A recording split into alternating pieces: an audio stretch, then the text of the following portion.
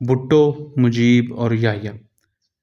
यूं तो मैंने कई मुल्कों की सरबराहों की आमद का बारहा मुशाहिदा किया, मगर 15 मार्च 1971 को ढाका में सदर याहिया खान की आमद का मंजर कभी नहीं भूलूंगा। अजीब फिजा थी। माओ साल के लिहाज से मौसम बहार के शबाब का वक्त था, मगर सियासी कशमकश ने उसे पूरा शोब दौर में बदल दिया था। रूह पहली सपैर को खुली हवा में भी दम घुटता था। ढाका एयरपोर्ट के तमाम रास्ते बंद कर दिए गए थे। सिर्फ PAF बेस वाला गेट खुला था, जिसके बाहर 18 पंजाब की एक कंपनी हथियारों से लैस ट्रकों में सवार थी। हर ट्रक की चोटी पर मशीन गन नस्ब थी, जिसका दस्ता एक चाको चुबंद मशीन गनर के कब्जे में था। यूं मालूम होता था इशारा पाते ही वो गोलियों की बौछार कर देगा। गेट से अंदर जाने पर सख्त पाबंदी थी। सिर्फ मुट्ठी भर अफराद को दाखिले के खसूसी पास जारी किए गए थे। उनमें से हर किसी को गेट पर रोककर पूरी छानबीन की जाती थी, ताकि कहीं गलत इस्तेमाल तो नहीं हो रहा। मैं बड़ी मुश्किलों से अंदर दाखिल हुआ।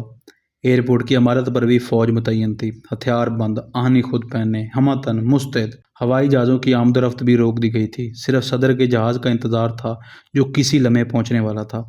इस्तकबाल करने वालों में lieutenant general tikka Khan, major general खादम हुसैन राजा, मेजर जनरल फरमान अली, मेजर जनरल अबू बकर उस्मान मिठा, क्वार्टर मास्टर जनरल GHQ और 5-6 और अफसर थे। सरकर्दा शहरियों की लंबी कतार थी। न सरकारी सिविलियन अफसरों की बेताब निगाहें, फूलों के गुलदस्ते थे, ना ओहदे लिबासों वाले बच्चे।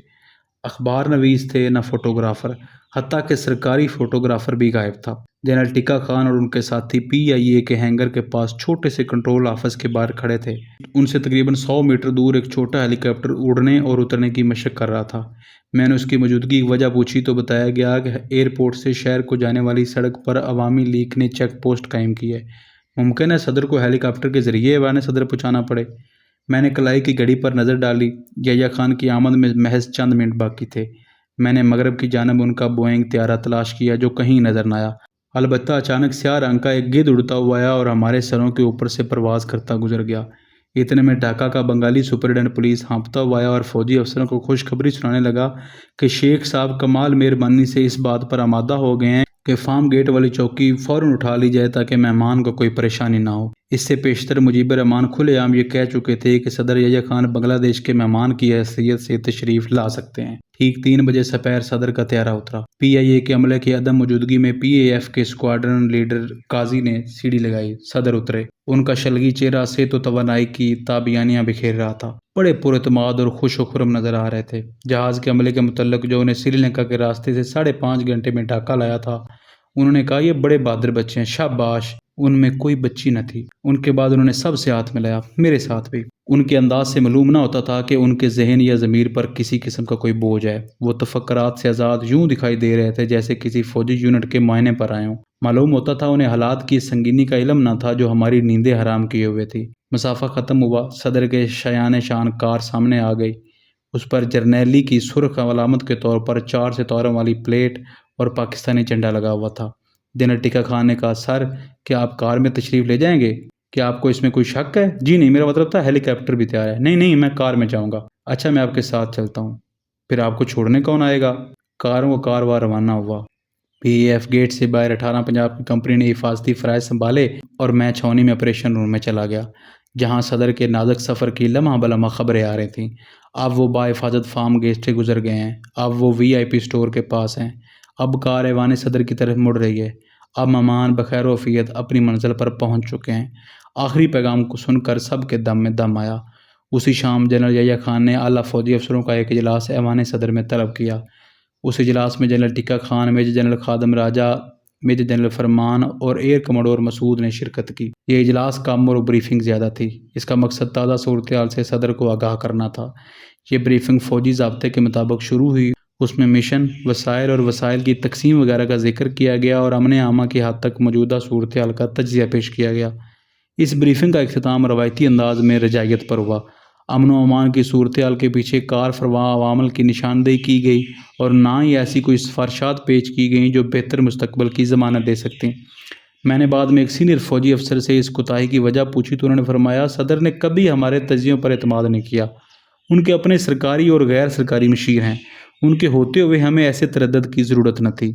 इजलास के आखिर में सदर ने फरमाया, आप लोग परेशान ना हो, मैं कल मुजीब को बुलाऊंगा और उसे खरी खरी सुनाऊंगा। ऐसी सर्द मैरी दिखाऊंगा कि दोपहर के खाने का भी नहीं पूछूंगा। اس کے بعد پرسوں اس سے باقاعدہ ملاقات کروں گا اور دیکھوں گا کہ اس کی طبیعت ٹھیک ہوئی ہے کہ نہیں۔ اگر پھر بھی رائے راست پر نہ آیا تو میں جانتا ہوں اس کا کیا علاج ہے۔ صدر کے منہ سے یہ تند و تیز کلمات سن کر حاضرین پر خاموشی چھا گئی۔ میں جانتا ہوں اس کا علاج کیا ہے، بار بار ذہنوں میں بجنے لگا۔ چند لمحوں بعد ایک چست اور چھڑیرے بدن والا افسر سیخ کی طرح کھڑا ہو گیا۔ اس نے مؤدب مگر سنجیدہ لہجے میں کچھ عرض کرنے کی اجازت چاہی۔ صدر نے سر کی جنبش سے اجازت مرمت فرمائی اور اس نے کہا، جناب والا، حالات بڑے ہی نازک ہیں۔ یہ بنیادی طور پر سیاسی مسئلہ ہے، اسے سیاسی طور پر ہی حل کرنا چاہیے، ورنہ ہزاروں بے گناہ مرد، عورتیں اور بچے خواہ مخواہ جان سے ہاتھ دھو بیٹھیں گے۔ جنرل یحییٰ خان نے یہ جملہ ہمہ تن گوش اور دوسروں نے ہمہ تن تشویش بن کر سنا۔ سامعین میں سے کئی دل تیز تیز دھڑکے۔ صدر یحییٰ خان نے اپنی بھاری پلکیں جھپکتے ہوئے جواب دیا، یس مٹی، یس، مجھے معلوم ہے، میں جانتا ہوں، بیٹھ جاؤ۔ مٹی بیٹھ گئے۔ کچھ عرصہ بعد مٹی کو اس جرأت رندانہ کی پاداش میں فرائض سے سبکدوش کر دیا گیا۔ تھوڑی دیر بعد اجلاس ختم ہو گیا۔ ڈھاکہ میں صدر کا یہ آخری فوجی اجلاس تھا۔ اس کے بعد وہ اپنے سیاسی کاموں میں لگ گئے۔ اگلے روز یحییٰ خان نے ایوان صدر میں مجیب سے ملاقات کی۔ اس ملاقات کے دوران کوئی اور موجود نہ تھا۔ باہر سے دیکھنے والوں کا خیال تھا کہ یہ سابقہ اعتماد کی بکھری ہوئی دھجیوں کو جوڑنے کی ایک کوشش ہے۔ یحییٰ خان نے اس ملاقات کے دوران محسوس کیا کہ مجیب اب انتخابات سے پہلے والا مجیب نہیں۔ اب یہ جناب کی ہاں میں ہاں ملا کر دل جوئی حاصل کرنے کی بجائے احتیاط اور سرد مہری سے کام لے رہا ہے۔ یوں معلوم ہوتا تھا وہ دل کی بات کھل کر زبان پر نہیں لا رہا۔ صدر کو یہ نیا مجیب الرحمان دریافت کر کے ضرور تعجب ہوا ہوگا۔ یہ امر حیران کن ہے کہ لیڈروں کی تیز حساسیت سے متعلق تو مشہور ہے کہ وہ لان میں اگتے ہوئے گھاس کی آواز بھی سن سکتے ہیں، مگر یحییٰ خان کو گھاس میں چھپا ہوا یہ پورا سانپ ایک سال نظر نہ آیا۔ در حقیقت ماہ مارچ کے پہلے پندرواڑے میں حالات نے جو رخ اختیار کیا اور یحییٰ خان نے انہیں جس طرح خراب ہونے کا موقع دیا، اس کے بعد گفت و شنید اور صلاح مشورے کے امکانات خاصے کم ہو چکے تھے۔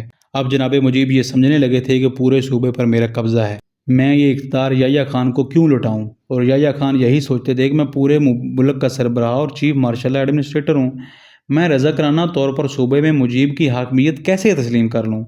شیخ صاحب اسی صورت میں مغربی پاکستان سے آنے والے مہمان کی بات مان سکتے تھے جب وہ 6 نکات پر مبنی آئین پر سات کرنے کو تیار ہوں، لیکن یحییٰ خان ایسے آئین کی تائید کر کے اپنے بیس کو تباہ نہیں کرنا چاہتے تھے۔ 17 مارچ کو یحییٰ خان اور مجیب کے درمیان بات چیت کا ایک اور دور ہوا، جس میں دونوں جانب سے ماہرین اور مشیر بھی موجود تھے۔ طرفین نے اپنا اپنا نقطہ نظر بڑی وضاحت سے پیش کیا، مگر سمجھوتے کی کوئی صورت پیدا نہ ہوئی۔ عوامی لیگ کے ماہرین نے اپنے نقطہ نظر کی حمایت میں وزنی دلائل تیار کر رکھے تھے، مگر صدر اور ان کے مشیروں کو قائل نہ کر سکے۔ اجلاس تعطل کا شکار ہو گیا۔ اجلاس کے بعد مجیب الرحمان اپنی سفید کار پر سیاہ جھنڈا لہرائے ایوان سے باہر نکلے تو منتظر اخبار نویسوں نے انہیں روک لیا۔ میں وہیں موجود تھا، مگر مجیب اتنے بے قرار اور جنونی کیفیت میں تھے کہ انہوں نے میری وردی کا نوٹس نہ لیا۔ میں ان کے بائیں بازو کے پاس کھڑا ان کا چہرہ پڑھتا رہا۔ ان کا چہرہ راکھ کی طرح تھا، ہونٹ شدت جذبات سے پھڑک رہے تھے اور بدن کانپ رہا تھا۔ میں مشرقی پاکستان کے سب سے با اثر لیڈر کا یہ حال دیکھ کر گھبرا گیا۔ میں نے سوچا اس دندناتے شیر کی کھال میں یہ طوفان بلا وجہ نہیں آ سکتا، ضرور ہم کسی عظیم المیہ کے دوراہے پر کھڑے ہیں۔ اخبار نویسوں نے ان سے چٹ پٹ کئی سوال کر ڈالے، مگر وہ ہاں ہاں نہ نہ جیسے مختصر جواب دے کر دھان منڈی اپنے گھر کی طرف چل دیے۔ اخبار نویس ان کے پیچھے ان کے مکان کی طرف بھاگے۔ میں برگد کے درخت تلے اکیلا رہ گیا۔ ڈھلتے سورج کی وجہ سے سائے طویل ہو چکے تھے۔ ایوان صدر کا آہنی دروازہ کھٹ سے بند ہو گیا۔ ان کی جھریوں سے صرف سنتری کی سنگین دکھائی دے رہی تھی۔ چھاونی آ کر پتہ چلا کہ مذاکرات کے نتائج معلوم کرنے کے لیے میجر جنرل خادم راجہ جنرل ٹکا خان کے پاس گئے، مگر ٹکا خان بھی لا علمی کا اظہار کرتے ہوئے اس نے کہا، خادم میں بھی مذاکرات کے متعلق اتنا ہی جانتا ہوں جتنا تم۔ جنرل راجہ نے کہا، لیکن مذاکرات کی رفتار اور نتائج سے باخبر رہنا تو آپ کے فرائض میں ہے، کیا پتہ آپ کو کس وقت کون سا ایکشن لینے کے لیے کہا جائے۔ مزے کی بات ہے کہ یہ نکتہ ٹکا خان کے پلے پڑ گیا۔ وہ سیدھے جنرل یحییٰ خان کے پاس گئے۔ جنرل یحییٰ نے ٹکا خان کے سوالوں کے جواب میں بتایا، وہ حرامی گڑبڑ کر رہا ہے، آپ تیار رہیں۔ واپس آ کر ٹکا خان نے اسی رات 10 بجے جنرل راجہ کو ٹیلی فون پر کہا، خادم آپ اپنی تیاری کر لیں۔ اس کا مطلب یہ لیا گیا کہ ہر طرح کی صورتحال سے نمٹنے کے لیے کاغذی تیاری اور منصوبہ بندی کرنے کا کہا گیا ہے، مگر اس منصوبے کا دار و مدار سیاسی مذاکرات پر ہوگا۔ یہاں یہ امر واضح کر دینا ضروری ہے کہ ہر ملک کی فوج ہر قسم کی ممکنہ صورتحال سے نمٹنے کے لیے منصوبہ بندی کرتی ہے، جس کا مقصد اندرونی اور بیرونی خطرات کا مقابلہ کرنا ہوتا ہے۔ ان منصوبوں کی موجودگی کا ہرگز یہ مطلب نہیں ہوتا کہ یہ ممالک ایسی کارروائی کرنے پر تلے ہوئے ہیں۔ اس لیے بعض غیر ملکی مصنفین کا یہ استدلال سراسر بے بنیاد ہے کہ جب صدر یحییٰ خان ایوان صدر میں سیاسی حل کے لیے کوشاں تھے، ڈھاکہ میں مقیم جرنیلوں نے انہیں فوجی کارروائی پر مجبور کیا۔ اگر بعض جرنیلوں کی طرف سے ان پر ایسا دباؤ تھا تو یہ یحییٰ خان کے ساتھ اٹھتے بیٹھنے والے جرنیلوں کی طرف سے ہوگا۔ ڈھاکہ میں مقیم جرنیلوں کا انداز فکر مختلف تھا۔ اسی طرح میں بعض غیر ملکی صحافیوں کے ان الزامات کو بھی بعید از حقیقت سمجھتا ہوں کہ یحییٰ خان نے ڈھاکہ میں مذاکرات کا صرف اس لیے ڈونگ رچا رکھا تھا کہ ان کے جرنیلوں کو فوجی کارروائی کی منصوبہ بندی اور تیاری کے لیے وقت مل سکے۔ میں ذاتی طور پر جانتا ہوں کہ مذاکرات کے درمیان تو کیا، مجیب الرحمان کے 25 روزہ 1 مارچ سے 25 مارچ تک دور میں کوئی بھی فوجی کمک ڈھاکہ نہیں بھیجی گئی اور نہ ہی فوجی کارروائی کی منصوبہ بندی میں 10 دن لگے۔ میں ابھی عرض کرتا ہوں کہ یہ منصوبہ کب، کہاں اور کتنے وقت میں تیار ہوا۔ 18 مارچ کو صبح کے 10 بجے ہوں گے کہ میجر جنرل راؤ فرمان علی GOC خادم راجہ کے دفتر میں تشریف لائے اور فوجی کارروائیوں کی منصوبہ بندی کرنے لگے۔ انہوں نے اس بنیادی مفروضے پر اتفاق کیا کہ 1 مارچ سے رونما ہونے والے حالات نے ثابت کر دیا ہے کہ امن و امان قائم رکھنے کے لیے پہلے سے جو منصوبہ بیلٹز کے نام سے تیار پڑا تھا وہ بیکار ہو چکا تھا، کیونکہ اس منصوبے کا بنیادی مفروضہ یہ تھا کہ بنگالی عوام ہمارے ساتھ ہیں اور صرف چند سرپیروں سے نمٹنا ہے۔ لیکن اب ان کے خیال میں یہ صورتحال تھی کہ عوامی تعاون کی توقع نہیں کی جا سکتی تھی، اس لیے ایک ایسے منصوبے کی ضرورت ہے جو مجیب الرحمان کی غیر قانونی حکمرانی کا فوراً کلا کما کر کے حکومت کے مؤثر اقتدار کو مؤثر طور پر بحال کر دے۔ ابتدائی سوچ و بچار کے بعد جنرل فرمان نے آسمانی رنگ کا سرکاری پیڈ نکالا جس کے بائیں جانب 1.5 انچ حاشیہ چھوڑ کر لمبی لکیر لگی ہوئی تھی۔ انہوں نے سکے کی عام پینسل لے کر لکیروں کو دائیں بائیں منصوبے کا مسودہ لکھنا شروع کر دیا، جس میں فوجی کارروائی کی ضرورت، اس کے بنیادی لوازمات، مشن اور اس کی تکمیل کے لیے مختلف اقدامات کا ذکر کیا۔ منصوبے کے آخری حصہ، جس میں صوبے بھر میں متعین مختلف یونٹوں کو مختلف کام سونپے گئے تھے، جنرل خادم نے سپرد قلم کیا۔ دونوں کی کوششوں سے یہ منصوبہ اسی ایک نشست میں تیار ہو گیا۔ یہ منصوبہ، جس کا نام آپریشن سرچ لائٹ رکھا گیا، 5 صفحات پر پھیلے ہوئے 16 پیراگراف پر مشتمل تھا۔ اس منصوبے میں باتوں کے علاوہ بنیادی کارروائیوں پر زور دیا گیا۔ ایک یہ کہ بنگالی یونٹوں کو رد عمل کا موقع دیے بغیر فوراً غیر مسلح کر دیا جائے۔ دوم یہ کہ عوامی لیگ کے سرکردہ رہنماؤں کو گرفتار کر کے عدم تعاون کی تحریک کو قیادت سے محروم کر دیا جائے۔ منصوبے میں ذمے کے طور پر عوامی لیگ کے ان 16 رہنماؤں کے نام اور پتے بھی درج تھے جنہیں فوری طور پر گرفتار کرنے کی سفارش کی گئی تھی۔ 20 مارچ کی سپیر کو ہاتھ کا لکھا ہوا یہ مسودہ فلیگ اسٹاف ہاؤس میں جنرل عبدالحمید خان اور جنرل ٹکا خان کو پڑھ کر سنایا گیا۔ دونوں نے اسے پذیرائی بخشی، البتہ جنرل حمید نے بنگالی یونٹوں کو غیر مسلح کرنے والی شک یہ کہہ کر کٹوا دی، اس طرح دنیا کی بہترین فوج تباہ ہو جائے گی۔ مگر انہوں نے نیم فوجی تنظیموں مثلاً پولیس اور ایسٹ پاکستان رائفلز کو غیر مسلح کرنے کی منظوری دے دی۔ آخر میں انہوں نے پوچھا، تمام یونٹوں کو اتنے سارے کام سونپنے کے بعد کتنی نفری ریزرو بچتی ہے؟ جنرل راجہ نے جھٹ سے جواب دیا، کچھ بھی نہیں۔